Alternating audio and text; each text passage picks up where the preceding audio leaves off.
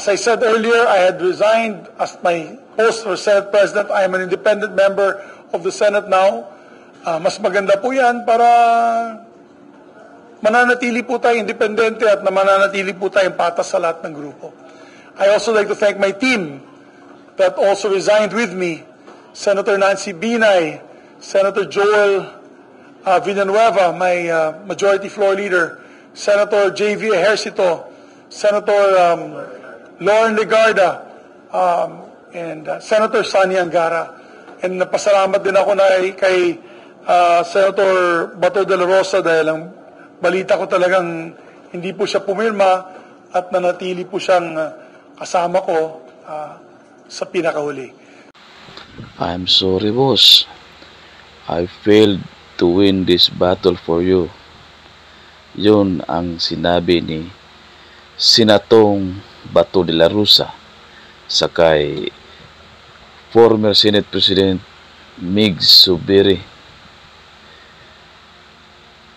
Pinagmalaki pa naman sana siya ni Mig Zubiri na hindi talaga siya bumitaw at hindi siya bumoto sa pagpapatalsik sa kanya sa Senate Presidency. Ngunit binigo pala siya nito. Ngunit para malaman natin kung buong katotohanan, buong detalye ng kanilang kwento, panoorin natin itong kanilang mga sinabi sa harap ng press habang sila nagpe-press release. Ngunit bago yan, kung bago ka pa lang dito sa ating channel, sa Tol Rapid Fire, please like, share, comment, subscribe, and hit the notification bell para updated ka sa mga kaganapan at mga balita dito sa ating channel. Well, una sa lahat, maraming salamat sa ating mga kapatid sa media for the 2 years of being able to serve for you as Senate President. Being in public service, matagal na po akong bilang mambabata since 1998. Nakasama ako ng minority doon. Katulad sinabi ni Senate President Escudero, I was part of the Spice Boys until we became administration, and then back to opposition during the days of Pinoy, then again administration. So, that is life. That is public service. Ang akin lang siguro is, ginawa ko pong lahat para manatili ang independence ng Senado. I think I must continue with my message that the Senate must always remain independent. And due to my strict adherence of the Senate remaining independent, maybe that could be the cause of my demise. Sabi ko nga nung sa hearing ni Senator Bato de la Rosa, marami nagalit sa akin sa dalawang panig dahil nga ako po yung naging patas sa dalawang panig. At siguro maraming nagalit sa akin dahil dyan. Pero ginawa ko lang pong tungkulin ko bilang Senate President, which is to always keep the committee system strong and independent from any outside forces to dictate what should or should not be tackled in the committee system. So, I'm sorry if may mga ruffled feathers at may nagalit sa akin, pero ganun talaga ako.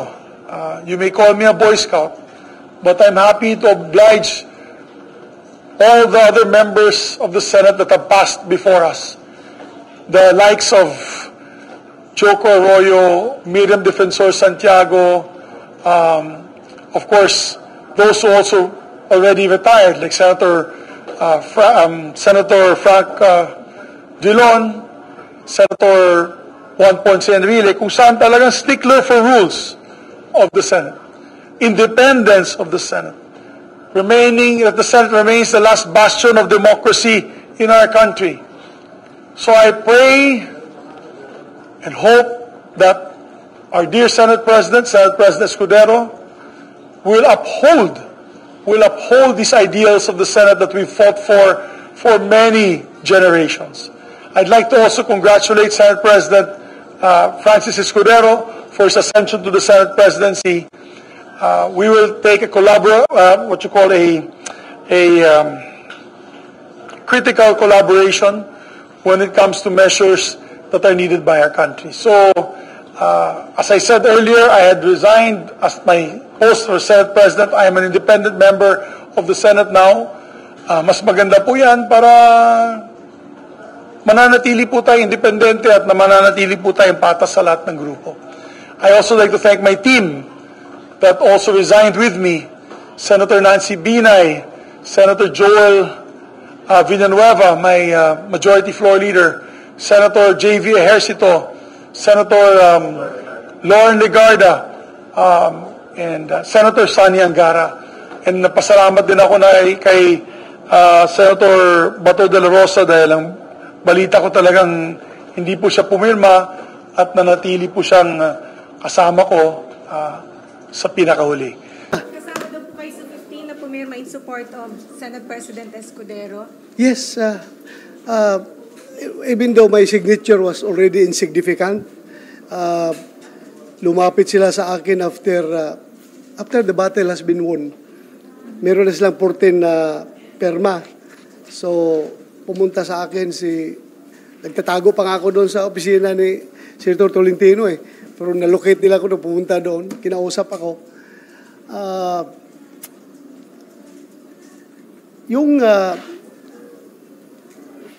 Sabihan ako na kahit na hindi na kailangan yung perma ko because they already have 14 and they only need 13 to unseat the Senate President. Kahit na hindi na kailangan, immaterial na yan, kung pipirma ko hindi, but still, narinig nila na I was poised to join the minority. I was really contemplating seriously to join the minority after that incident.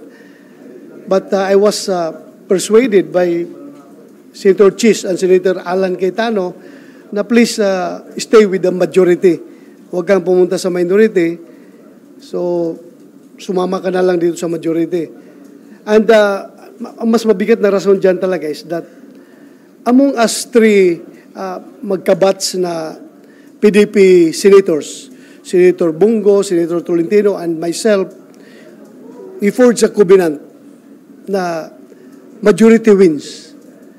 In every voting situation, talagang kung ang lalabas sa voting is 2 against 1, obligado yung 1 sumunod doon sa 2, sumama sa 2. So, in this case, nangyari silang dalawa talaga ay nag-decide na sumuporta kay Senator Jesus Escudero. Ako ay naiwan. I want to stay with ayaw ko sana. Pero yun nga, may usapan kami na obligado sumama. So, yun.